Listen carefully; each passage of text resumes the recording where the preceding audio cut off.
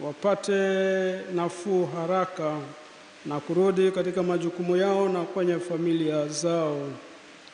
Neno la Mungu liwe kwetu faraja na kitulizo tunaposoma. Basi ndugu zangu wapendwa, muimarike, msitikisike, mkazidi sana kutenda kazi ya Bwana siku zote, kwa kuwa mwajua ya kwamba taabu yenu si bure katika Bwana. Barua ya kwanza Paulo mtume kwa Wakorinto sura ya 15 mstari wa 58. Tunaombea pia uponyaji wa ndani wale wote walioathirika kiroho, kisaikolojia na kiuchumi. Mwenyezi Mungu pia awe baraka na kitulizo kwao.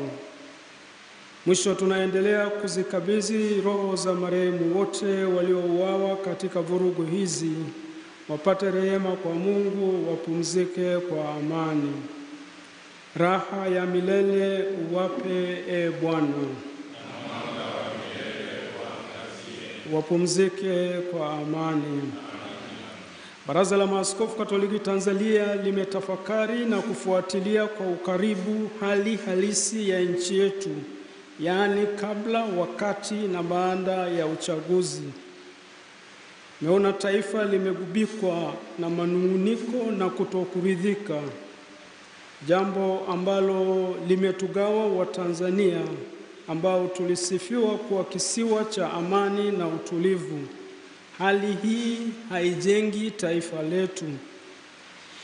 Hivyo basi zinahitajika juhudi za makusudi katika kulileta taifa pamoja na kuponya maumivu yaliyo katika familia zilizopoteza wapendwa wao na sisi sote.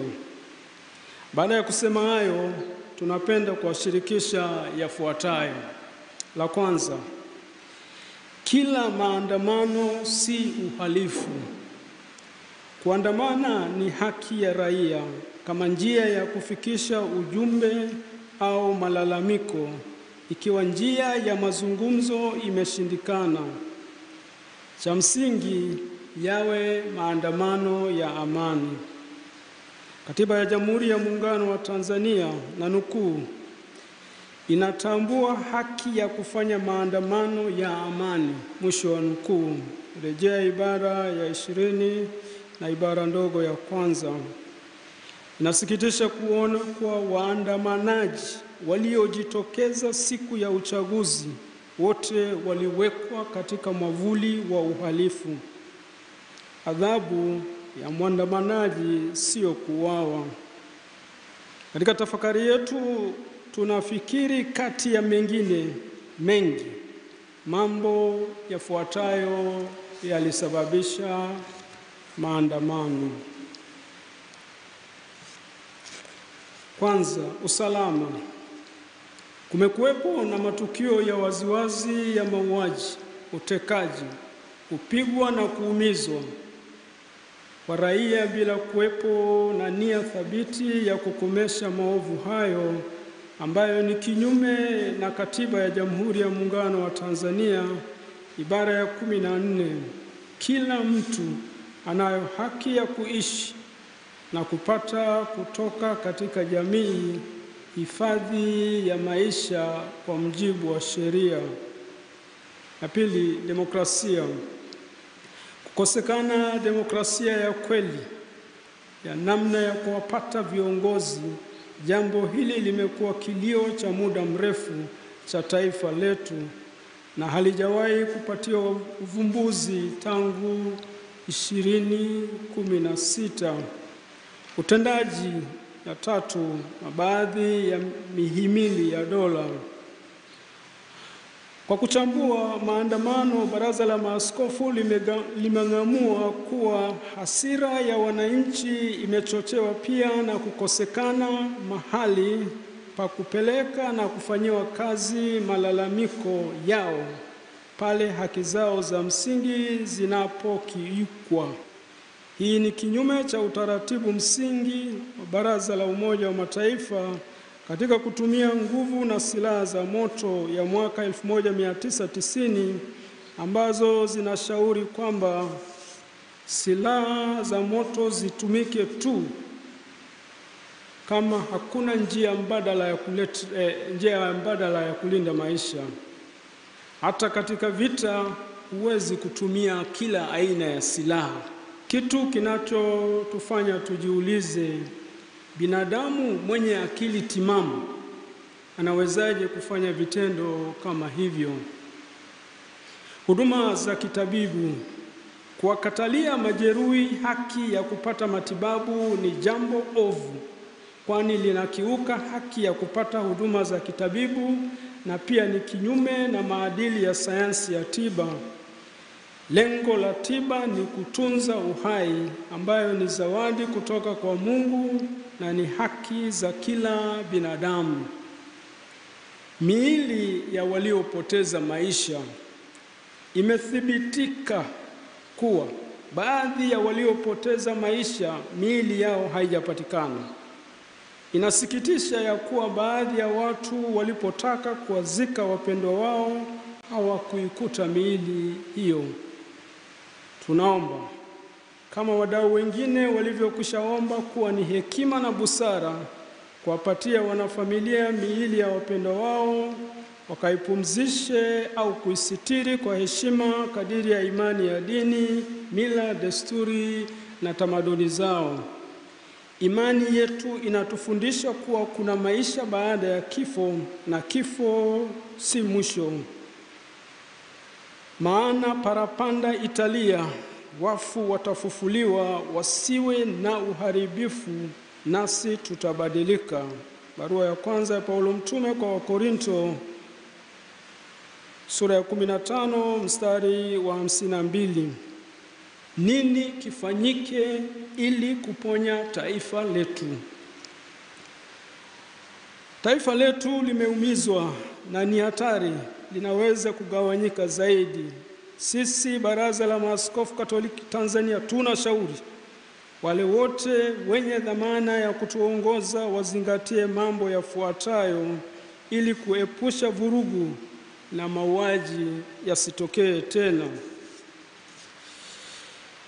La kwanza, viongozi wenye dhamana.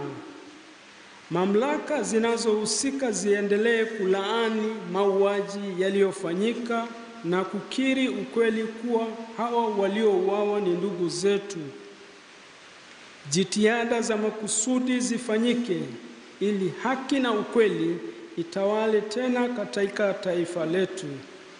Mwenyezi Mungu anatoa onyo kali kwa watawala wasiotenda haki. Wafalme wakitenda yasiyo haki ni chukizo, maana kiti cha enzi huthibitika kwa haki. Mithali sura ya 16 mstari wa 12. Mwanzo wa uponyaji wa taifa letu unahitaji kukubali na kukiri makosa. Namba 2, kuwajibika. Wakuu wa vyombo vya ulinzi na usalama wote wawajibiki au kuwajibishwa na mamlaka zao za uteuzi. Hasira ya wananchi ipo katika kuona hakuna anayewajibika kwa matendo maovu waliofanyiwa raia. Bwana Yesu anatufundisha, nayo hiyo kweli itawale uhuru. Yohane sura ya 8 mstari wa 32. Namba 3, uchunguzi. Kwa kuwa jambo hili limesababisha maafa, tunashauri ufanyike uchunguzi utakaowashirikisha wadau wa ndani na nje. Wadau tunaowapendekeza watoke kwenye tume huru isiyofungamana na upande wowote, kama jumuiya na taasisi za kimataifa, taasisi za dini, asasi za kiraia na wataalamu wa haki na mambo ya kidemokrasia. Na serikali yetu iwe tayari kupokea na kufanyia kazi ripoti watakayotoa. Hii inaweza kuwa moja hatua muhimu ya kuponya taifa letu. Namba 4, maisha ya uadilifu. na uwazi ya viongozi. Tunahimiza viongozi wenye dhamana ya kutuongoza waishi maisha ya uadilifu, uwazi, ukweli na uwajibikaji ili kujenga misingi ya kuaminiana. Namba 5, waliokamatwa. Wale wote waliokamatwa kwa hila kabla, wakati wa uchaguzi, hata baada, na kuwekwa mahabusu au pasipojulikana, waachiwe huru na bila ya masharti yoyote. Namba 6, katiba mpya na utawala wa sheria. Katiba mpya na utawala wa sheria vimekuwa kilio cha muda mrefu hapa nchini. Mchakato wa katiba mpya yenye kujali utu, usawa, haki, ukweli kwa wote uanze kwa kushirikisha wadau wote, ili tusirudi tena katika machafuko na nchi iongozwe katika misingi ya utawala wa sheria. Kusikiliza wananchi. Siku zote ni vizuri kuwasikiliza na kujali matashi mazuri ya wananchi. Watu wasiposikilizwa watazungumza kwa namna wanayojua wao. Namba 8 na mwisho, sala. Tunatoa mwaliko kwa wananchi wote wa taifa la Tanzania kuendelea kusali na kuyaweka haya yote mikononi mwa Mungu. Tuendelee kusali ili kuiombea haki, ukweli, amani na uponyaji, ili nchi yetu iendelee kukua tubaki kuwa wamoja. Waliofiwa wapate tulizo, walioumizwa wapone na kurudi katika maisha ya kawaida na kwa ndugu zao. Nasi tuombe ili kujenga umoja wa kitaifa kama Yesu anavyotukumbusha, ili wawe na umoja kama sisi tulivyo wamoja. Yohane sura ya 17 mstari wa 22. Hitimisho. Tukumbuke kwamba risasi hazikuwahi kunyamazisha watu, kwani vifo huhamasisha vifo zaidi. Wenye dhamana ya kutuongoza watumie hekima na kutafuta muda wa kusikiliza, ili tuwe na mwanzo mpya. Raia wawe na uhakika wa uhai na usalama wao, ili kurejesha sura nzuri ya nchi yetu. Tunazidi kuwaombea majeruhi na wagonjwa wapone, na marehemu wapate tuzo la milele. Raha ya milele uwape, e Bwana, na mwanga wa milele uwapatie. Wapumzike kwa amani. Tafakari